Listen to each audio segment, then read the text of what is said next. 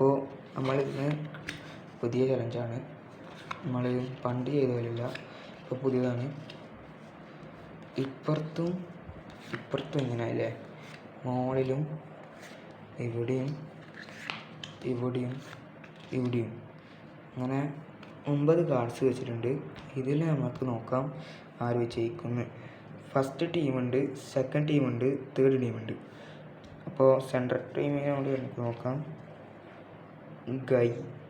ഗായ് വന്നിട്ടുണ്ട്, Kakashi, true friends വന്നിട്ടുണ്ടല്ലോ, ഇതാരാ, ജോർജ് ഇങ്ങനെ പേര് പറഞ്ഞല്ലോ,